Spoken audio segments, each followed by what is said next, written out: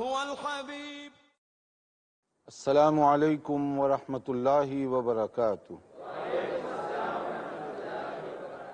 الحمد للہ رب العالمین وصلی اللہ وسلم علی نبینا محمد وعلی آلہ وصحبہ اجمعین ومن تبعہ باحسان الی یوم الدین. اما بعد.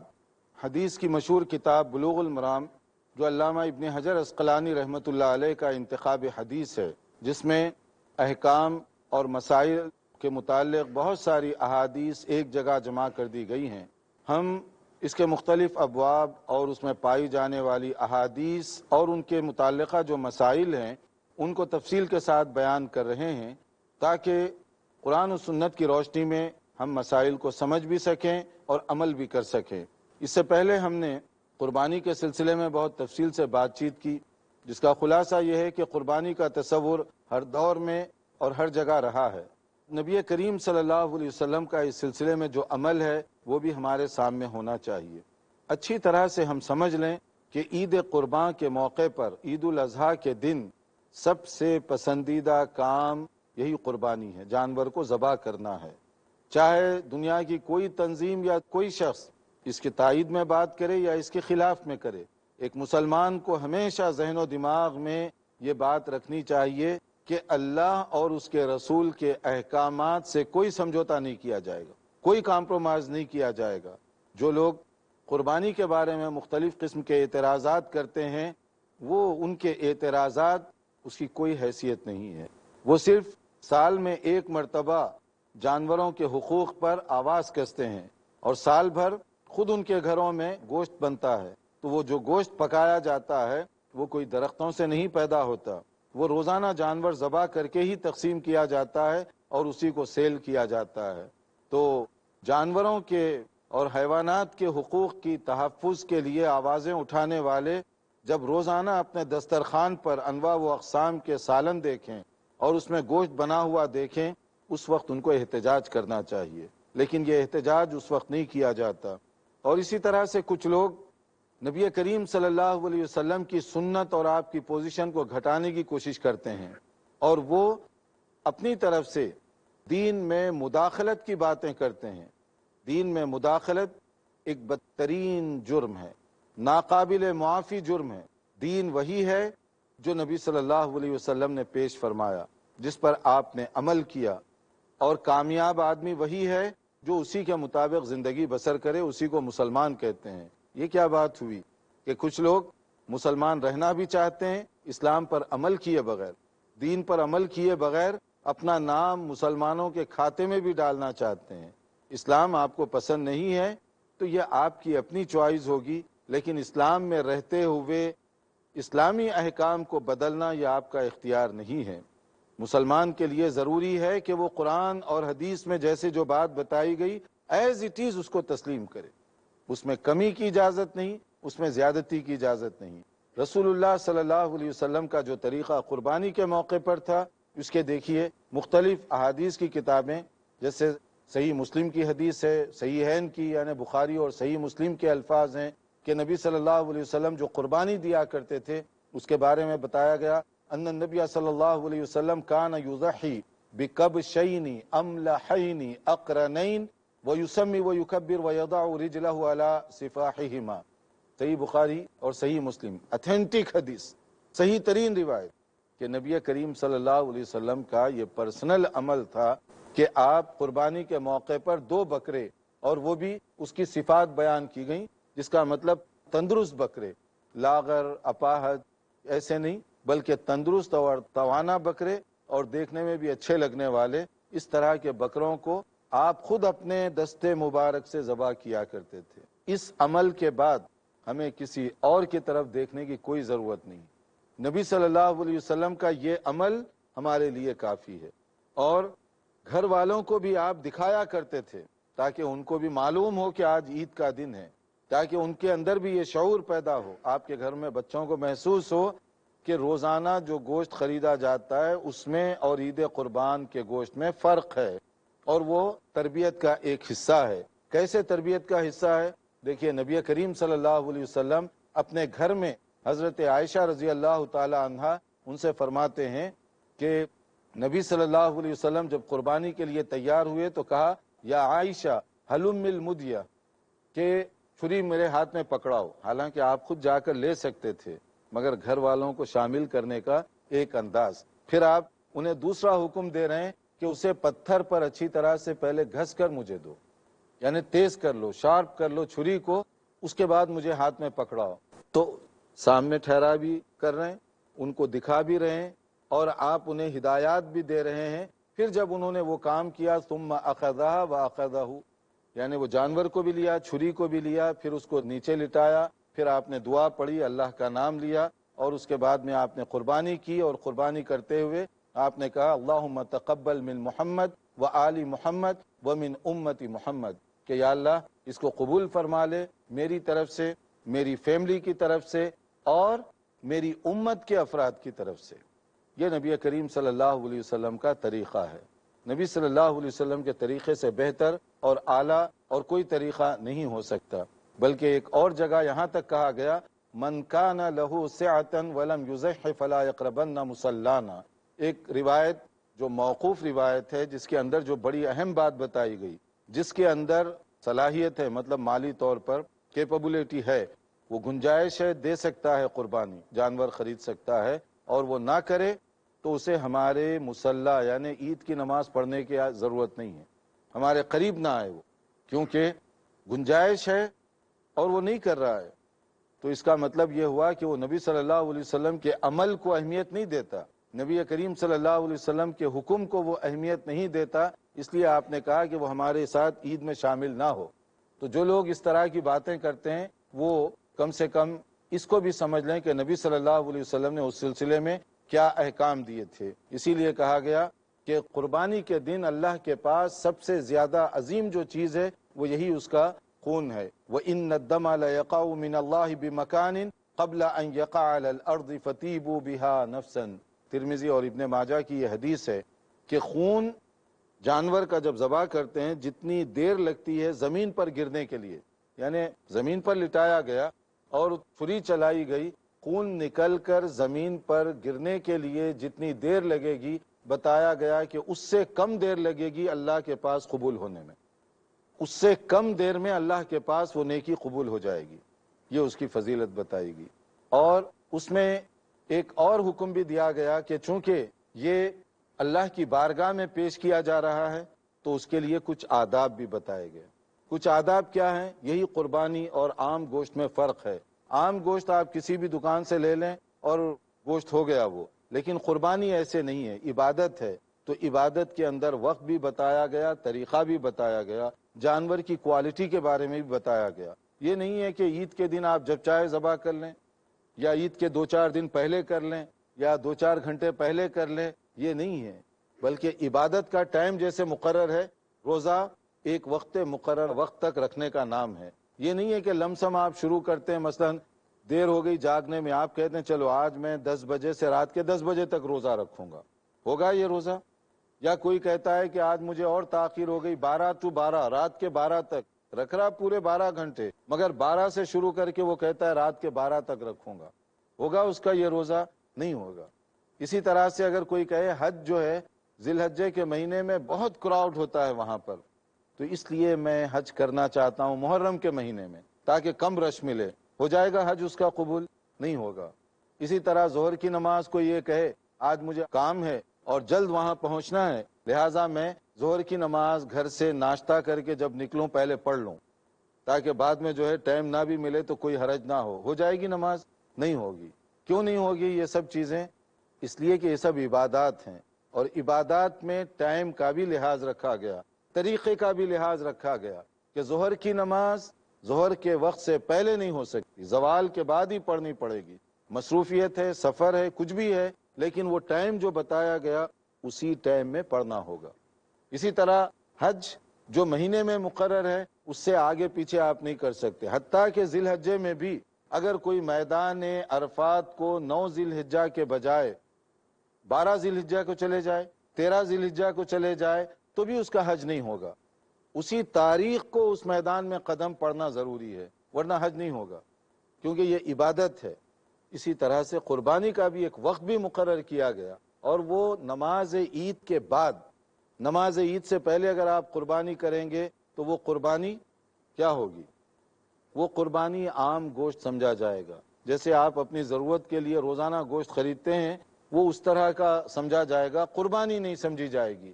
حالانکہ آپ نے جانور خریدا، پیمنٹ کر دی، آپ نے پوری گھر میں جانور کو لائے، سب کچھ آپ نے کیا، مگر اس کے باوجود قربانی نہیں ہوگی جب تک کہ وہ ٹائم کے مطابق نہ دی جائے۔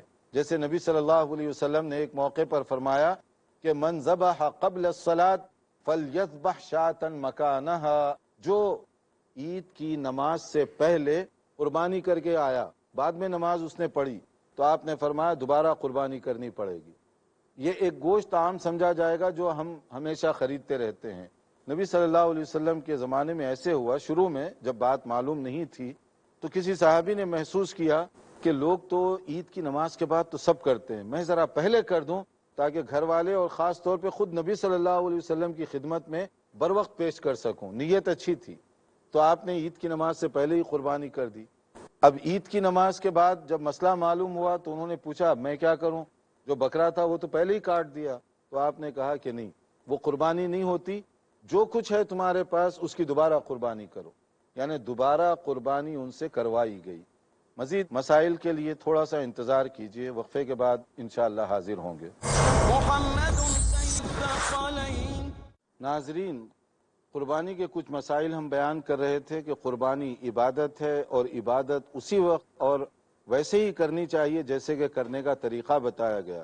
عبادات کے معاملے میں کوئی قیاس آرائی نہیں کی جا سکتی۔ عبادت ہوتی ہے توقیفی، یعنی اس کا مطلب ہے جس طرح نبی صلی اللہ علیہ وسلم نے بتایا، جس طرح صحابہ کرام نے عمل کیا، ویسے ہی کرنا ہوگا، اسی وقت عبادت قابل قبول ہوگی۔ تو قربانی بھی ایک عبادت ہے جو نبی صلی اللہ علیہ وسلم کرتے رہے، کرنے کا آپ نے حکم دیا، جس کی مختلف احادیث اس سے پہلے پیش کی گئیں۔ نبی صلی اللہ علیہ وسلم کے زمانے میں جب لوگوں کو مسئلہ معلوم نہیں تھا، کچھ لوگ نماز عید سے پہلے قربانی کر دیے، یعنی اپنا جانور ذبح کر دیے۔ آپ نے اس کو پسند نہیں فرمایا، آپ نے کہا کہ اب جو نماز ہو گئی اب ذبح کریں، اور وَمَن لَّمْ يَكُنْ ذَبَحَ فَلْيَذْبَحْ عَلَى اسْمِ اللَّهِ، اور جو ابھی تک ذبح نہیں کیا، اب نماز ہو گئی ہے، لہٰذا اللہ کا نام لے کر اب اس کو ذبح کریں۔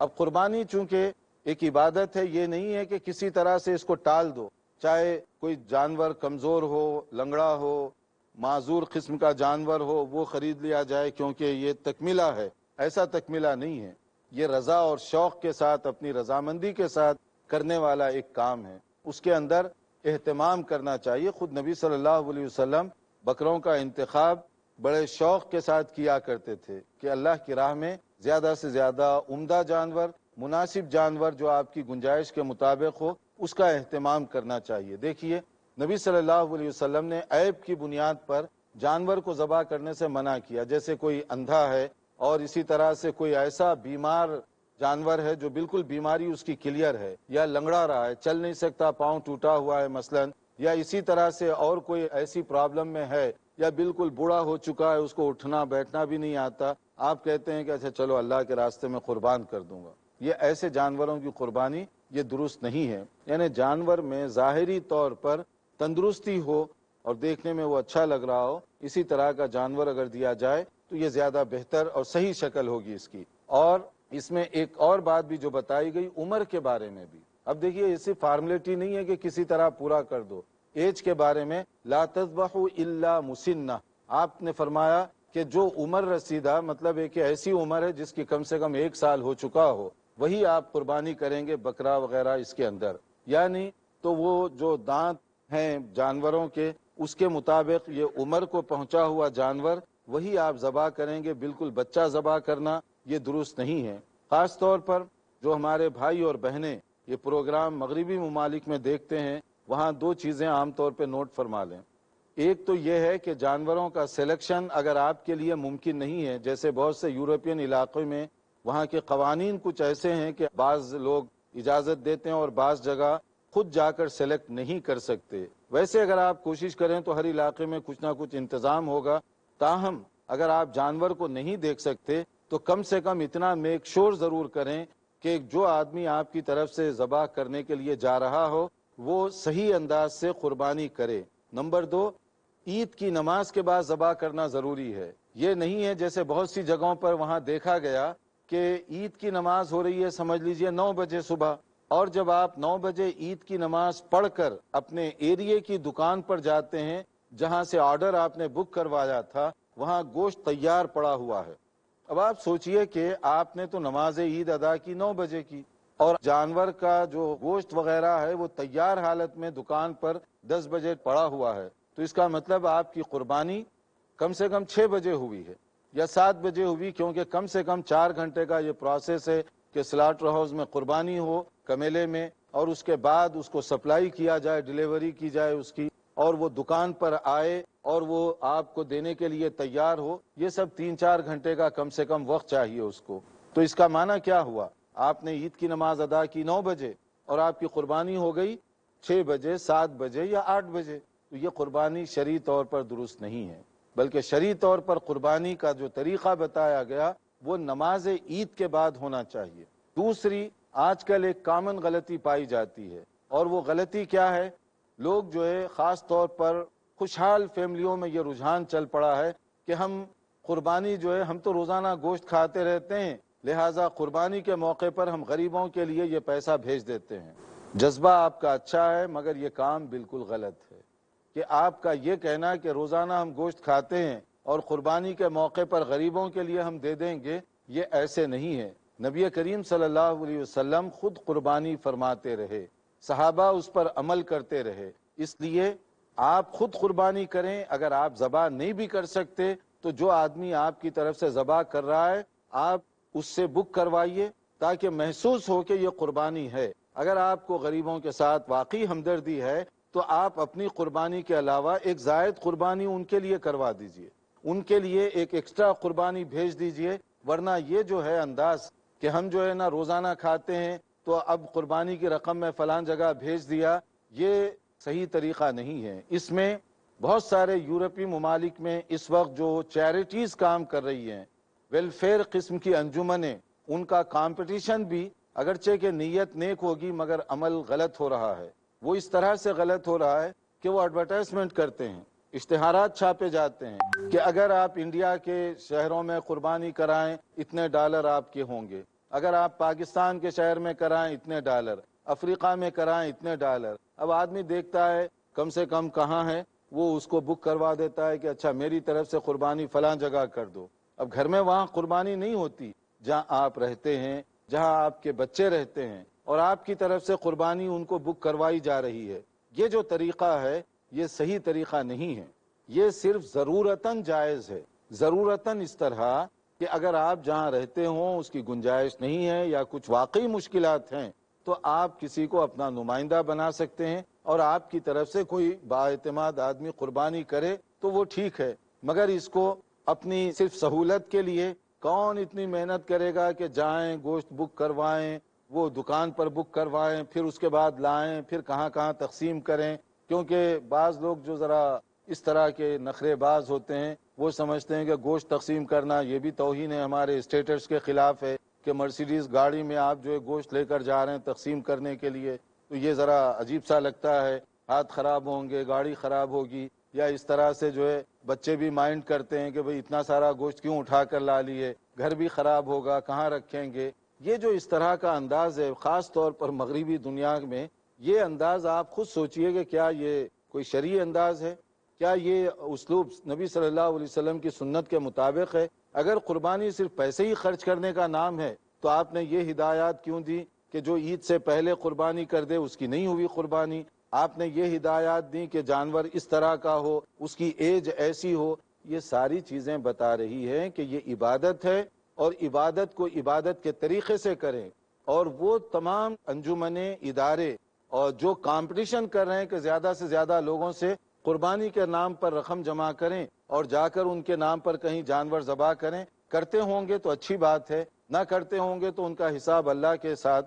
لیکن ہم تو صرف یہی گزارش کریں گے کہ جو چیز مسنون ہے پہلے لوگوں کو مسئلہ بتائیں اور یہ ترغیب دیں کہ آپ جہاں رہتے ہیں قربانی وہیں پر کریں، اور اگر کسی وجہ سے مشکلات ہیں تب جا کر آپ ہمیں دیں۔ یہ نہیں ہے کہ کمپٹیشن کے طور پر یہ آپ لوگوں کی نیکی کو جو مسنون طریقہ ہے اس سے کم کر رہے ہیں، تو یہ کون سی دینداری کی بات ہوگی؟ تو دینی کام اسی طریقے سے کرنا چاہیے جیسے کرنے کا حکم دیا گیا۔ ریس اچھی چیز ہے، مگر ریس شرعی حدود کے اندر رہ کر اگر کیا جائے تو اس کا زیادہ انشاءاللہ تعالی فائدہ ہوگا۔ پھر ایک اور فائدہ ہے کہ جہاں آدمی رہتا ہے وہاں قربانی کرے گا تو آپ کے بچوں کی تربیت کا بھی ایک بڑا ذریعہ ہے، ان کو بھی معلوم ہوگا قربانی کیا ہے، عید کیا ہے، ورنہ بچوں کی تربیت کیسے ہوگی، ان کے لیے ذہن سازی کیسے ہوگی۔ اس لیے یہ سب چیزوں کو سامنے رکھتے ہوئے آپ ان گزارشات پر غور فرمائیے، اور نبی کریم صلی اللہ علیہ وسلم نے اس سلسلے میں کچھ مزید ہدایات بھی دی ہیں قربانی سے متعلق۔ انشاءاللہ تعالی ہم کوشش کریں گے کہ اس کو آئندہ لیکچر میں کور کیا جائے۔ یہاں ہم کچھ دیر کے لیے وقفہ دیتے ہیں، اگر آپ کے کوئی سوالات ہوں پہلے اس سے پوچھ لیجیے۔ السلام علیکم شیخ، وعلیکم السلام۔